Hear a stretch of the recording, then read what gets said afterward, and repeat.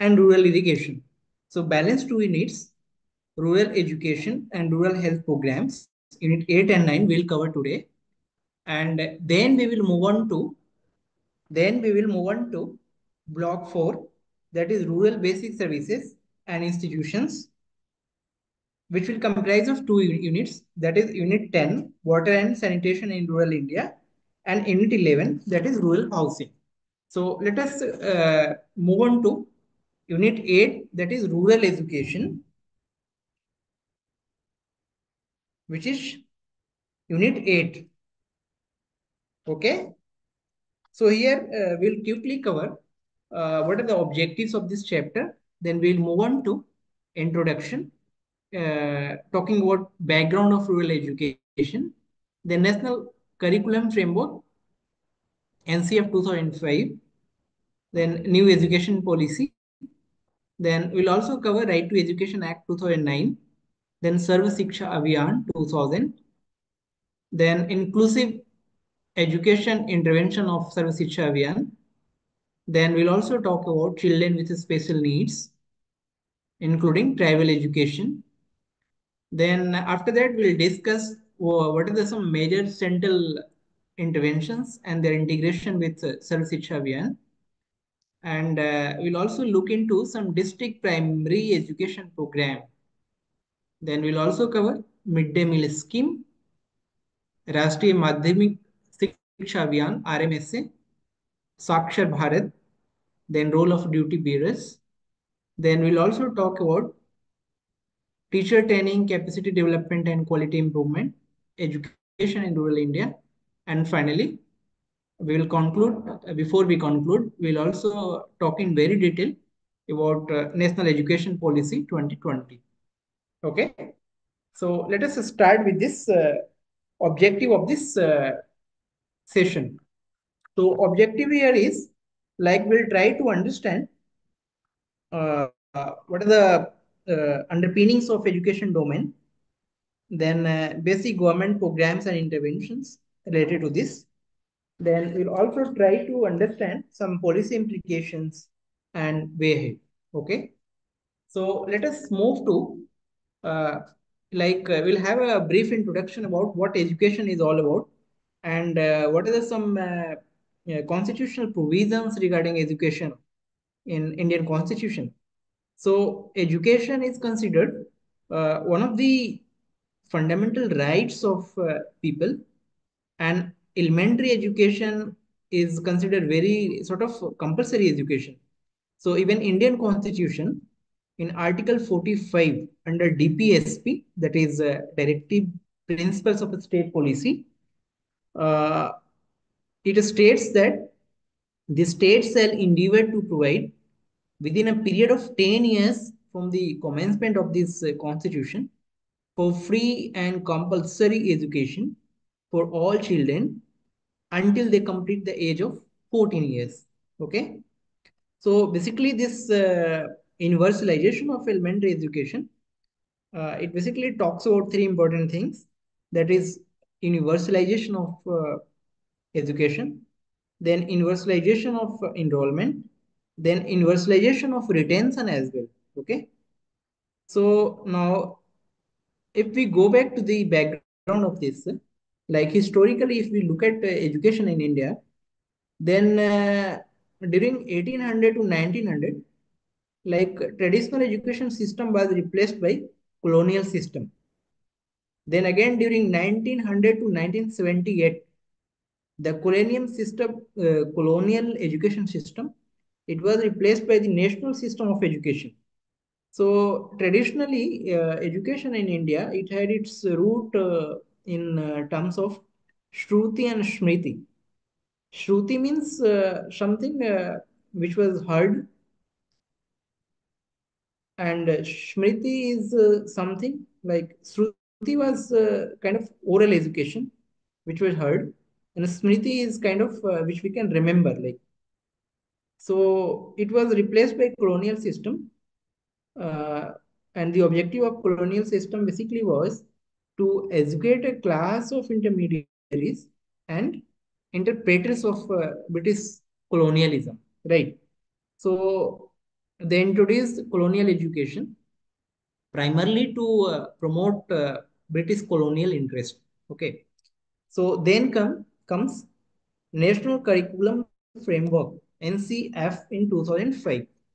So NCF, it basically addresses some issues like educational purpose, educational experience, organization of experience, and addressing learner.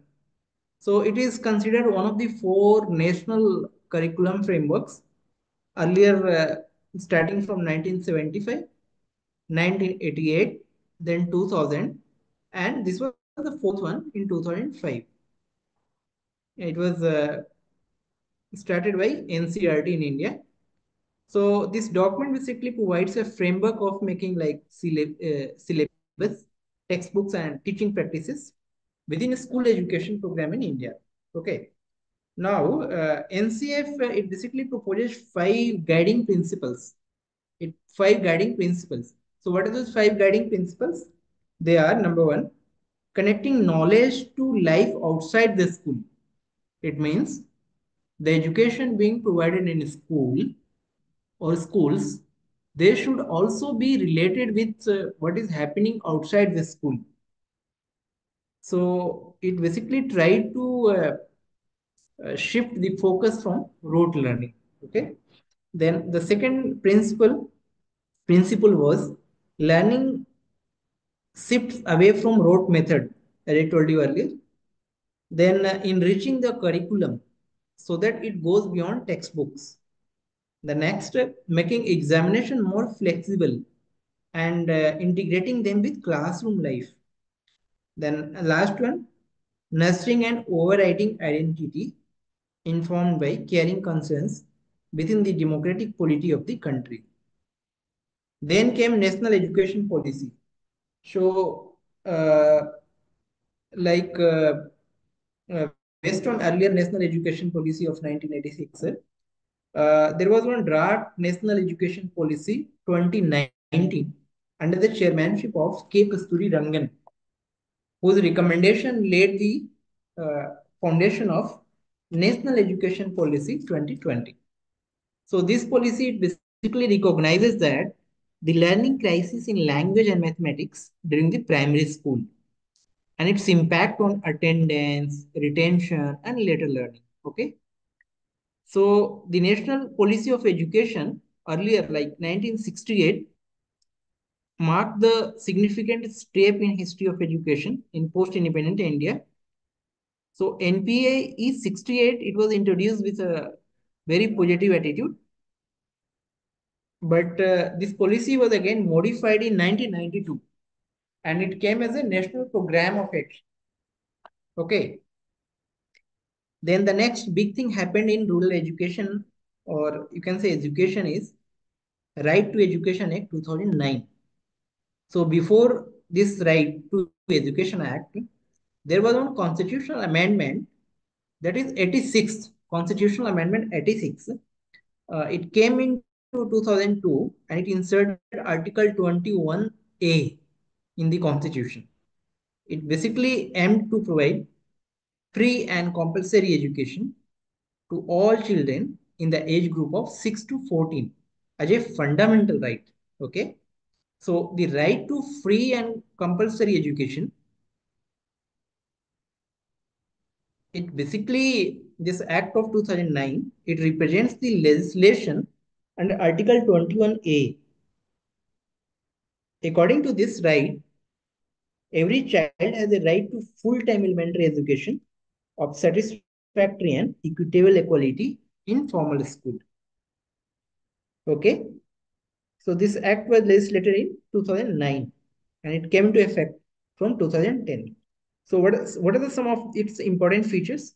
Some important features are like every child from 6 to 14 years of age has a right to free and compulsory education in a neighborhood till completion of elementary education. Then 25% of the seats to be reserved in private school for students from weaker sections and disadvantaged group sponsored by the government. Then third one, no child shall be subjected to physical punishment or mental harassment corporal punishment was banned. Then no child will be held back or expelled till completion of elementary education. Okay, so these are the four important features. So RT is also considered Right to Education Act. It is considered the first legislation in the world that puts responsibility of enrollment, attendance, and completion of education on the government. The next comes Sarv Shiksha Abhiyan 2000. So it basically provides quality education and included in 86th Amendment of the Constitution. So it stresses on providing free and compulsory education to children between age group of 6 to 14 years. And its aim include the same like providing elementary education to the children in that age group, then remove gaps based on gender, social, and regional basis to provide value-based education, then to realize the importance of early education, early childcare and education. And it also looks at the 0 to 14 age as a continuum, not in silo. Okay. Then there are some norms for intervention under SSA, like one teacher for every 40 children in primary and upper primary, at least two teachers in primary school. Then uh, school facility within 1 kilometer of every habitation. Then classroom, a room for every teacher in primary and upper primary. Then there should be ceiling of 33% of SSA program funds for improvement of school facilities. Then similarly, there are some other provisions and norms under this Sarv Shiksha Abhiyan. Kindly go through this and textbook. The next important thing is inclusive education intervention of SSA. So what do you mean by inclusive education? Here, inclusive education means like there are different and diverse students. India is a country of diversity. We often go through that India is a fine example of unity, diversity. So the students should enjoy like field trips, extracurricular, and after school activities together. They attend the same sports meets and plays. So that inclusiveness is when all the students, regardless of any diversities they may have, they are placed in age appropriate general education classes that are in their own neighborhood schools so that they can receive high quality instruction. Okay. Then there is another important theme, that is out of school children, OOSC. So OOSC, basically, constitutionally, every child has a right to receive elementary education under RTE Act of 2009. So there have been consistent effort to implement this scheme. However, it is seen that certain socioeconomic conditions like poverty, geographical barriers, minority status, and disadvantageous conditions, this barrier hinder the school for many children in the school going age group. Okay, so that's why these are incidences where despite an availability of children in their habitation, they may not get enrolled. So in order to solve this problem and to provide education to such children, Sarv Shiksha Abhiyan RTE, it provides special residential training center and non-residential special training center. Okay, for this age group, 11 to 14 years. Then children with special needs. Uh, these are basically children who suffer from some kind of different ability and or special ability, and they're unable to access the resources of health, education, and some other social services. So to provide the human right to those who are differently able, the government has basically tried to provide resources under inclusive education intervention of SSA framework, right? Then, as per WHO, like disability is defined as disability is any restriction or lack of ability to perform in a manner or within the range considered normal for a human being. So that is about children with special needs.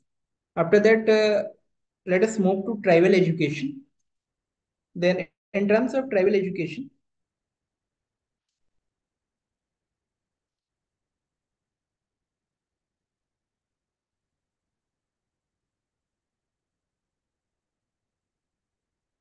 like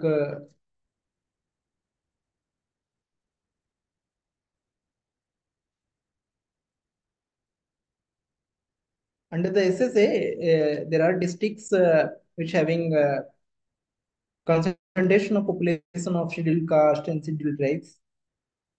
So, in such districts, the criteria for identifying SC and ST population is like 25% and above. So, through the intervention made under SSA, there should be like enrollment share of SC children at elementary level as per UDICE. Okay. So, in such uh, in such areas, like according to right to children, right of children to free and compulsory education, medium of instruction shall be in child mother tongue as far as it is possible, right? So this is another important feature of uh, Sarva Shiksha Abhiyan. Then the National Curriculum Framework 2005, it also gives focus on importance of imparting primary education in the mother tongue of the child. Okay. Then comes there are some major central interventions and their integration with Sarv Shiksha Abhiyan. So what are those? We'll quickly discuss this in brief. Like SSA also proposed to discuss that there should be one operational blackboard. Then teacher education should also be strengthened. Then next comes there is a national program of nutritional support for primary education. Then Mahila Shamakhya is another important intervention in this regard uh, in integration with Sarv Shiksha Abhiyan. Then education guarantee scheme and alternative and innovative education. Then the last thing is district primary education program, which was launched in 1994 as a major opening to regenerate the primary education system in India. Okay. Now we'll move to there is scheme, very important scheme called midday meal scheme. So this was officially launched as a centrally sponsored scheme in 1995. And what was the purpose of this scheme? I think most of you are familiar with this. So this scheme, midday meal scheme, it was initially intended to enhance enrollment, retention, and attention, and simultaneously improve nutritional levels among children. So for this national program of nutritional support to primary education was launched. So again in 2001, what happened? That MDMS, it became a cooked midday meal scheme where every child in every government and government aided primary school, it was served a prepared midday meal with a minimum content of 300 calories and 8 to 12 grams of protein for a minimum of 200 days. So this scheme has played a great role in enhancing enrollment of children and also in retention of those children in school. The next comes Rashtriya Madhyamik Shiksha Abhiyan (RMSA). It was launched in 2009 with the objective to enhance access to secondary education and to improve its quality. Okay, so this you can go through in detail. It is in second next slide. Rashtriya Madhyamik Shiksha Abhiyan. So its implementation mechanism is also like very important. Like it started from 2009 to 10, and it envisages to achieve an enrollment rate of 75% in 2005-6 at secondary stage of implementation. Okay. So there are some important physical facilities which have been provided as part of this scheme, like additional classrooms, laboratories, libraries, arts and crafts room. toilet blocks, drinking water provisions, residential hostels for teachers in remote areas. Okay. Then next is Sakshar Bharat. Sakshar Bharat program. It goes beyond 3R, which has been the aim of or focus of earlier initiative, that is reading, writing, and arithmetic. For it, because this Sakshar Bharat program, it also seeks to create awareness of social disparities and a person's deprivation on the means for its amelioration and general well-being. So this program was formulated in 2009 with the objective of achieving 80% literacy level at national level. How it intended to do it? It intended to do it by focusing on adult women literacy, and it basically tried to reduce the gap between male and female literacy to not more than 10% points. So it has basically four broader objectives, like imparting functional literacy and numeracy to non-literates, then acquiring equivalency to formal education system, imparting relevant skill development programs, and promoting a learning society by providing opportunities for continuing education. So these were its principal targets of this Sakshar Bharat program. Now let us move to quality of education. The quality and relevance of education, it remains problematic because despite of introducing so many programs at both the center and state level across the country, even if we have been largely successful in terms of increasing our enrollment and retention, but still uh, this quality and relevance of education is something which has always been which always has a lot of scope for improvement actually. So that's why NCRT, it has brought out the revised national curriculum framework after a very intensive consultation, and National Policy of Education and its Program of Action 1992. It has laid down some steps for adoption of minimum level of learning, like preliminary assessment of existing level of learning achievement, then initial and recurrent orientation of teacher to competency-based teaching, then preparation of teacher training handbooks. That was also part of this pedagogy, teacher training, and capacity development for quality improvement. We are talking about that. Then school management committee, there is a provision for that, school development plan. Okay. Then after that, we'll talk about like education normally in rural India. What are some challenges it is facing? So, though despite uh, having some success in increasing enrollment and improving retention, rural education in India is still it faces a lot of problems. So, what are those problems? Number one, like infrastructure, lack of infrastructure, and maintenance of existing infrastructure is a problem. We can often see that school building, kitchen shed, playground, like they are in dilapidated states. Then basic amenities like drinking water, toilets with running water and dustbin, well ventilated and lighted rooms. Though there are a lot of improvement, but still we have it to achieve universal level. Then staff, like this is one of the core issue of that shortage of teacher, including cleaning staff across the rural India.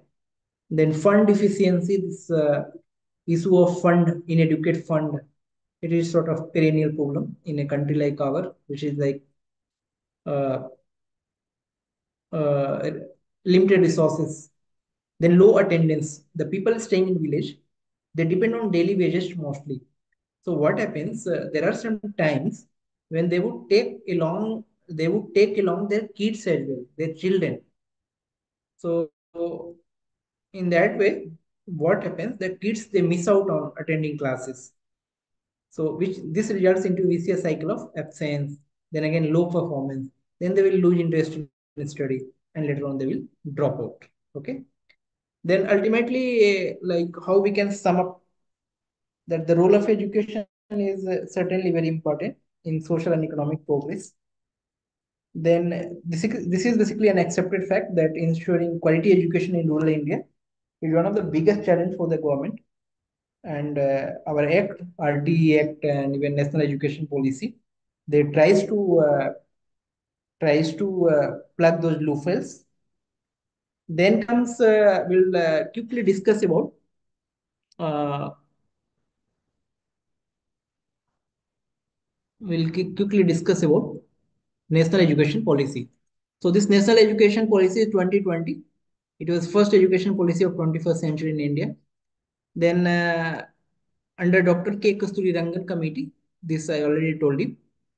Then the five foundational pillars of NEP is access. Access means accessible education. Then equity, equitable education, quality education, affordable education, and there should be accountability framework. Like there are some committees, okay? Then this is also aligned with 2030 agenda for sustainable development goals, okay? It basically tries to come up with holistic, flexible, and multidisciplinary education.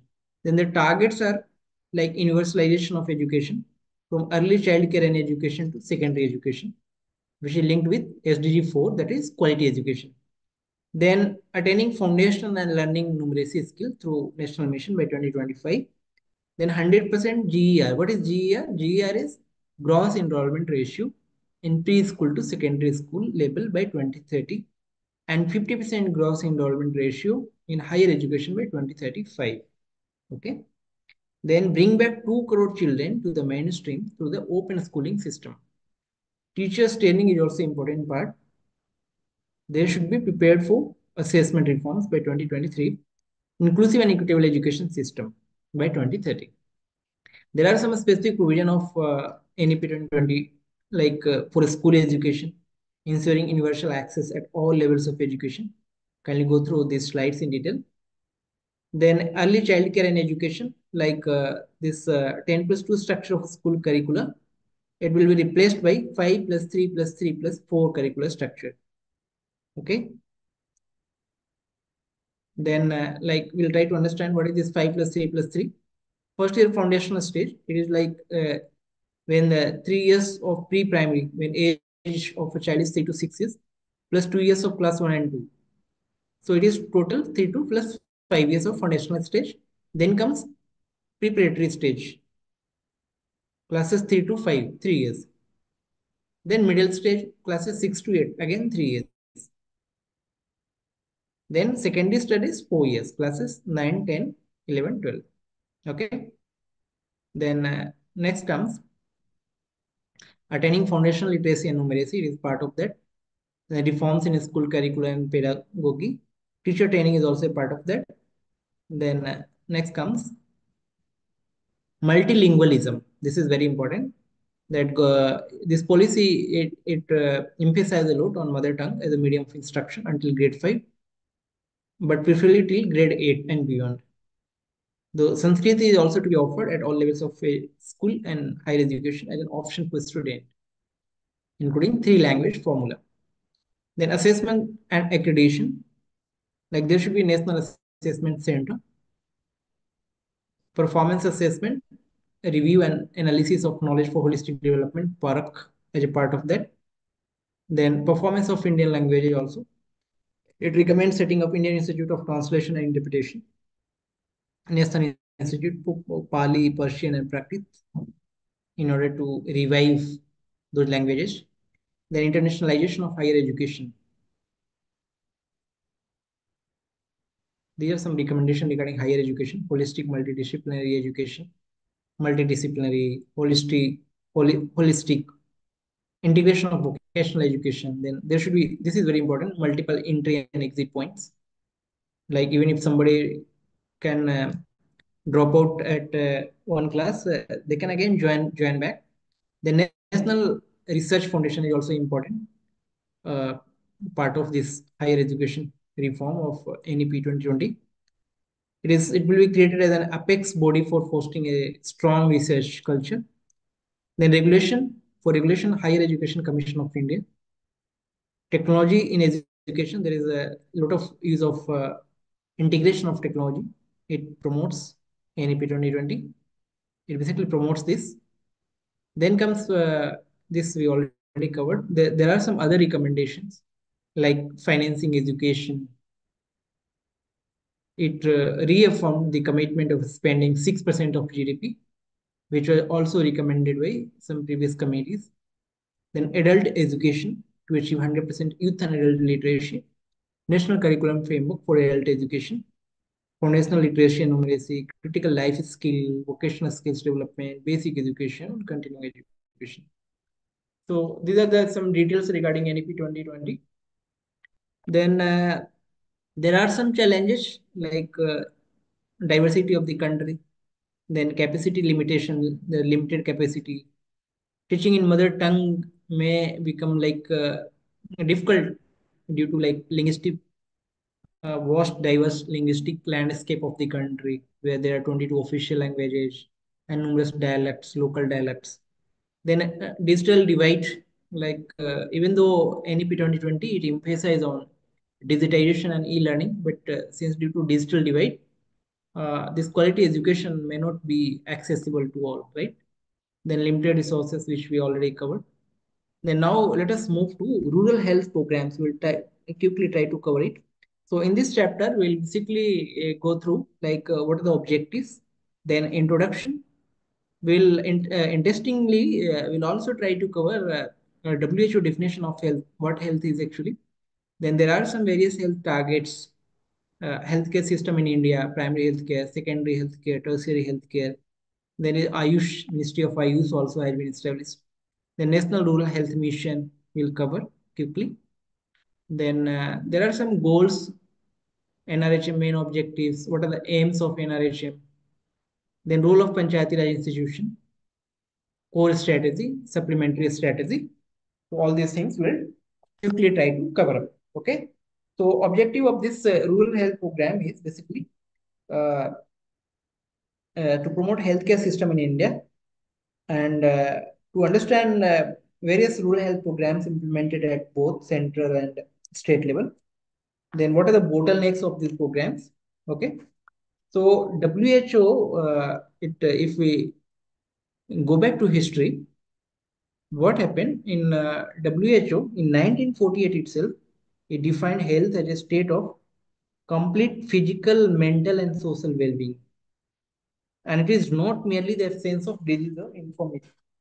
So if a person is healthy, it means that person should be like in a state of complete physical, mental, and social well-being. It's not merely the absence of disease, right? Then comes there are various health targets. What are those health targets? These health targets are like IMR, infant mortality rate, which is the number of deaths per thousand live births of children under 1 year of age. Then MMR, maternal mortality ratio, which is defined as number of maternal deaths during a given time period. I think I have included this in slide also. Yeah, here, yes, yes. MMR, maternal mortality ratio, it is defined as number of maternal deaths during a given time period per 1 lakh live births during the same period. Then TFR is total fertility rate. The number of children would be born per woman if she were to pass through the childbearing years. Then birth rate, death rate, sex ratio, these are the various health targets which are monitored, right? Then next comes, we'll go back to previous slide. So next comes healthcare system in India. It is like categorized into primary healthcare, secondary healthcare, and tertiary healthcare. So primary healthcare it basically denotes the first level of contact between individuals and families with the health system. So primary healthcare was basically to serve the community. Uh, it included care for mother and child, family planning, immunization, prevention of locally endemic diseases, treatment of common diseases. Then in India, primary health is basically provided through a network of sub-centers and primary health centers in rural areas. Where in urban areas, it is being provided through health post and family welfare centers. Okay. Then comes secondary healthcare, which is kind of a second tier of health system in which patients from primary healthcare they are referred to specialists in higher hospitals for treatment. So in India, this includes like district hospitals and community health center at block level. Then comes tertiary healthcare. Tertiary healthcare is it refers to third level of health system, third tier we can say, where like specialized consultative care is provided, usually on referral from primary and secondary medical care. Okay, so these are the three category of health system in India.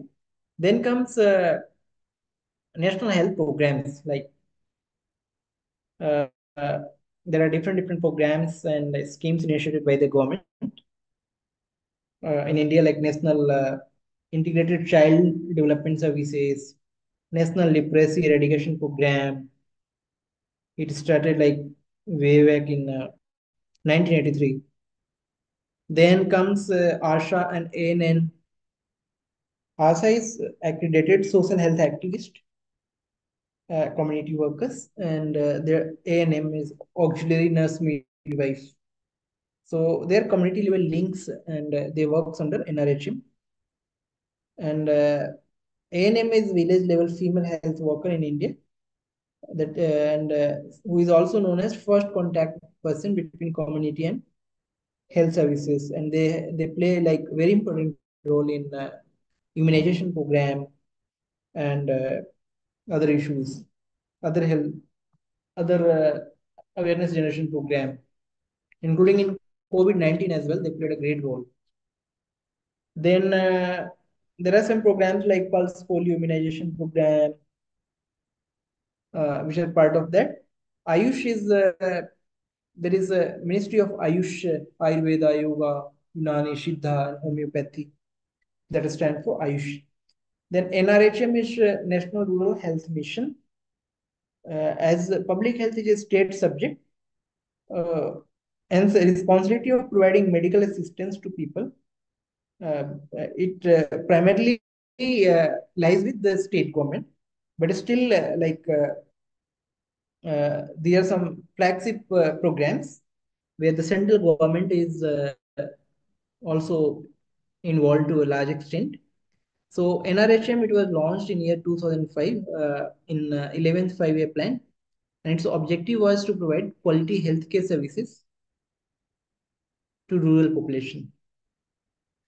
Okay, so it was basically carried out through national programs, which include one is that is RCH1. It means reproductive and child health. Then there was a National Disease Control Program (NDCP). Okay, then Integrated Disease Surveillance Project. Then it also tries to bring Indian system of medicine, that is Ayush, to the mainstream of healthcare. And there are some programs, other programs like Janani Shikshu Suraksha Karyakram, Rashtriya Kishore Swasth Karyakram, Rashtriya Bal Swasth Karyakram, Mission Indradhanush for Universal Immunization Program, then Janani Suraksha Yojana. So these are some schemes in India. Then there are national nutrition programs as well, which kind of complement this uh, healthcare programs, like National Iodine Deficiency Disorder Control Program.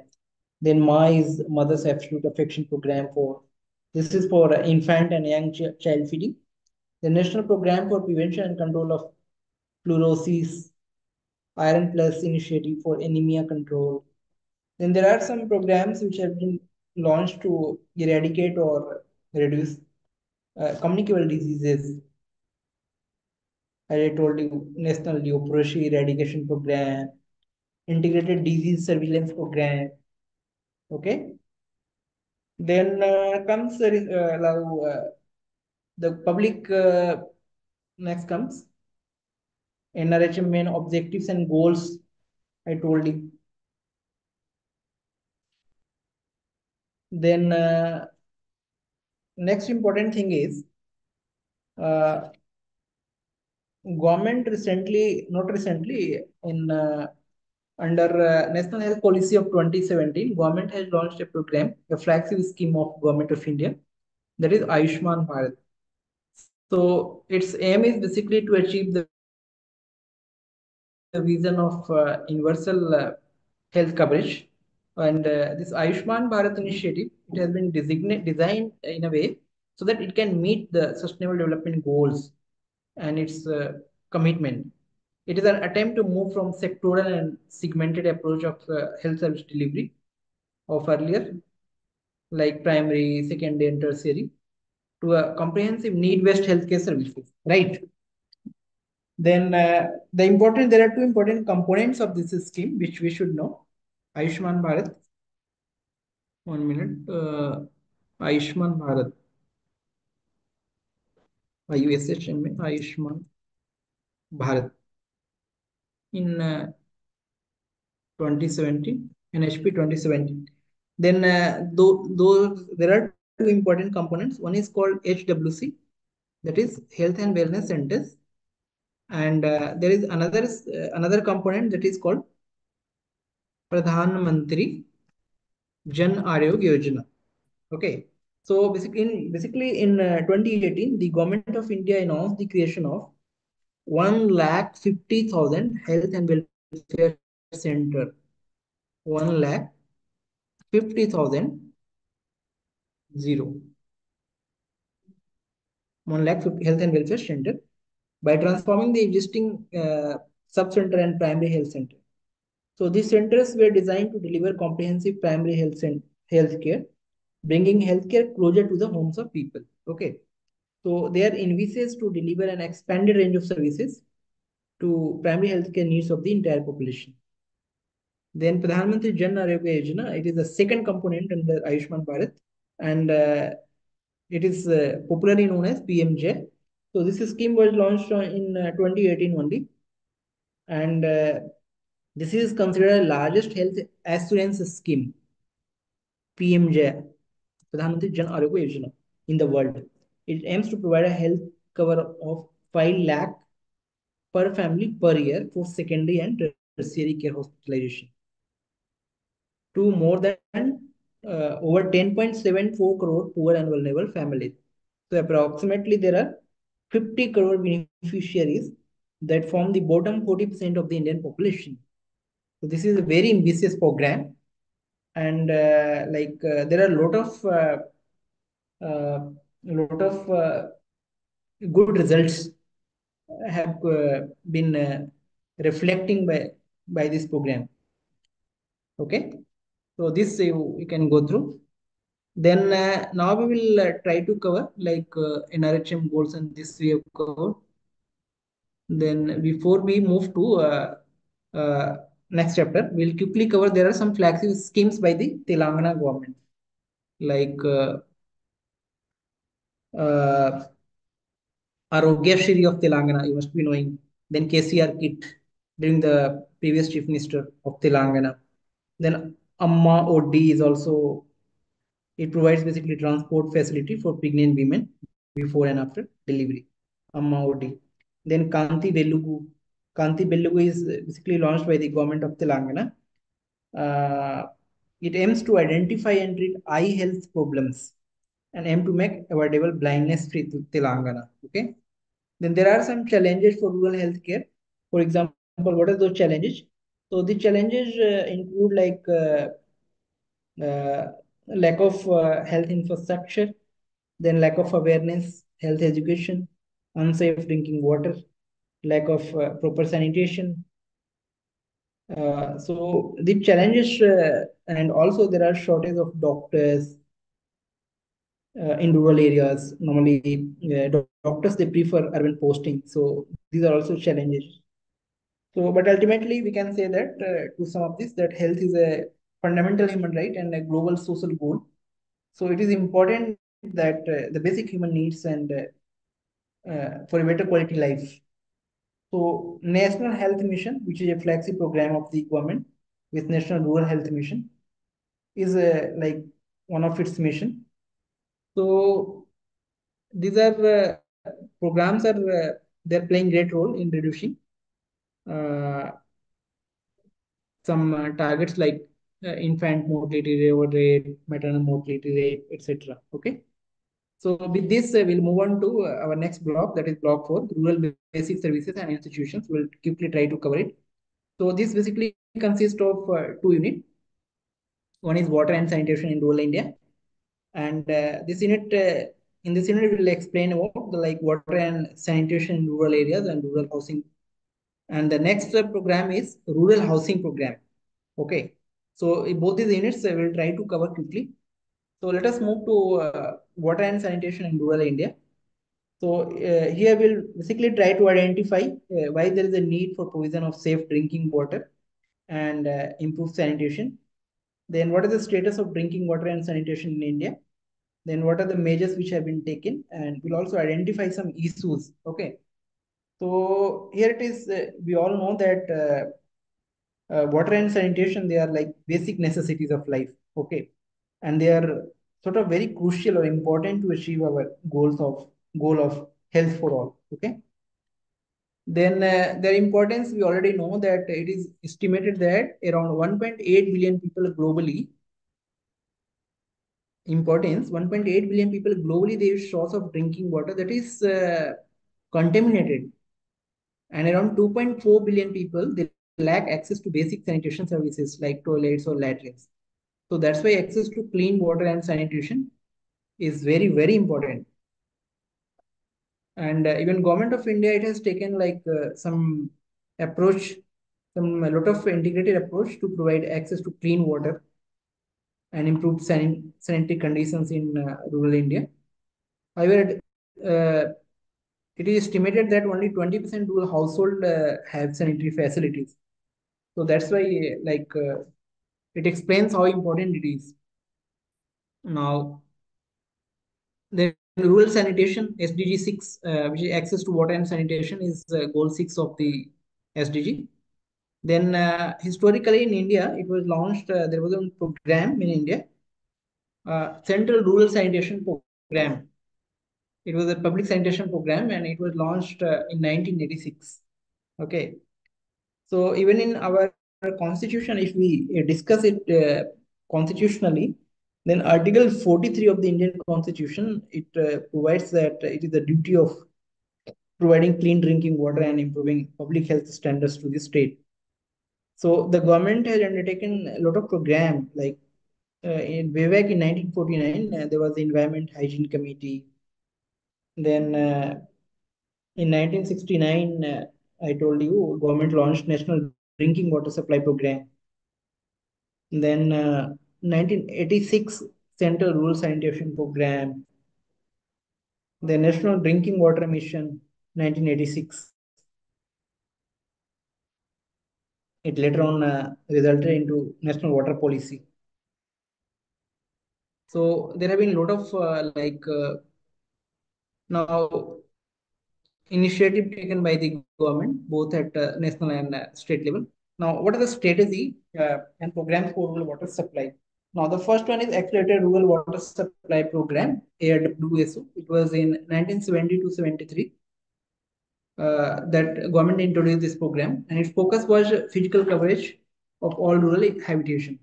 The next comes Rajiv Gandhi National Drinking Water Mission. So it was later on renamed as Rajiv Gandhi National Drinking Water Mission in 1991. So this program was given the shape of National Drinking Water Mission in 1986, the Rajiv Gandhi National Drinking Water Mission. So it was classified into two groups, like main programs and supportive activities. Okay. So its purpose was also to ensure that active participation of community in rural water supply. Okay. Then next comes uh, Swajal project. Swajal project, Swajal, this term, it indicates water as an own resource and valued and paid for it. Swajal, Swajal, owned on. Swa means owned. So it was a paradigm shift in terms of delivery of sustainable water supply and environmental sanitation facilities. It is basically designed to support a package of investment and a process of policy reform, basically to deliver sustainable health and hygiene benefits. So this program, Soil Project, it envisages following thing. It was assisted by World Bank, and it basically adopted a demand-driven approach based on the empowerment of villagers to ensure their full participation in the project. Then it focused on capacity building at the village level through village water and sanitation committees. It ensured they tried to ensure an integrated service delivery mechanism by streamlining the functions of the agency involved and sharing at least 10% of the capital cost and 100% of the uh, O&M cost by the users, operation and maintenance cost. Then main objective of the project were basically to deliver sustainable health and hygiene benefits to rural population through improvement in water supply and sanitation. Then increase rural incomes through saving and income opportunities for women. Then promoting sanitary awareness in relation to gender. And these were the targets of this program. Then we'll quickly cover sanitation in rural India. What is sanitation in rural India? So this will try to cover under three different themes. That one is status of sanitation in rural India. Then we'll also discuss about strategy to improve sanitation. And finally, we'll also cover Swachh Bharat mission of the government of India. Okay. So the status of sanitation in India, I'll just quickly share some data with you. So sanitation coverage, it has increased from 39% in 2014 to around 100% in 2019. So this is considered a great success of Swachh Bharat Abhiyan launched by Government of India, where around 10 crore toilets were constructed between 2014 and 2019 during the initial phase of the program itself. Then comes ODF Plus, that is the government aims to transform India from open defecation free to ODF Plus by 2024 and 25. So according to that, around 85% of villages in India have become ODF Plus. Okay. Then the next important thing is, okay, sanitation in rural India. So status of sanitation in rural India, according to government estimates, uh,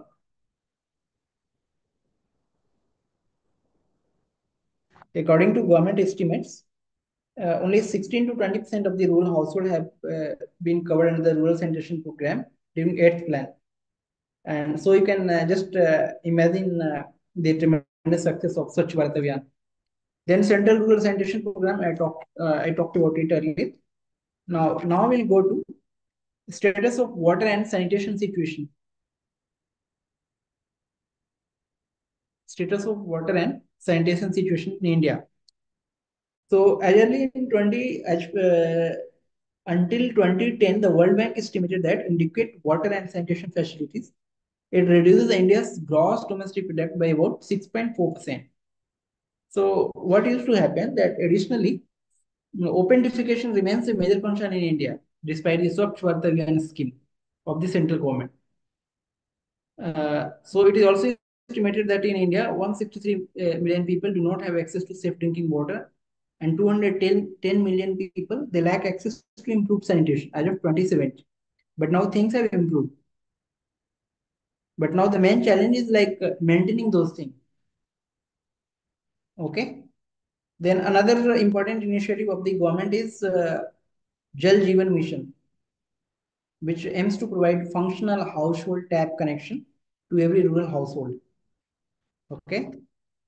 Then there are some measures specific to Telangana that we should uh, try to cover. This method is called Mission Bhagiratha, where quantity of water provided is 100 liter per capita per day in rural areas, 135 liter per capita per day in municipalities or Nagar Panchayat, and 150 liter per capita per day in municipal corporation. So this program or this scheme, Mission Bhagiratha, it is considered a great success, especially like even Ministry for Jal Shakti in central government. They have awarded this Mission Bhagiratha as the first prize under National Water Mission for increasing water efficiency by 20% in a year. So this scheme is considered a great success. And even according to Niti Aayog, this SDG index, uh, the state of Telangana is considered a front runner on SDG 6, which is access to clean water and sanitation. So with this, we'll sum up the provision of safe and drinking water and creation of good sanitation facilities, how important they are in rural development. And the sanitary facilities in rural India, they have been like earlier very poor, but now like there are a lot of very good initiatives being taken up, and their results are also showing up. Okay, so with this, we'll try to end this session, and we'll meet in our next session, and where we'll try to cover uh, our next chapters. Okay, thank you everyone.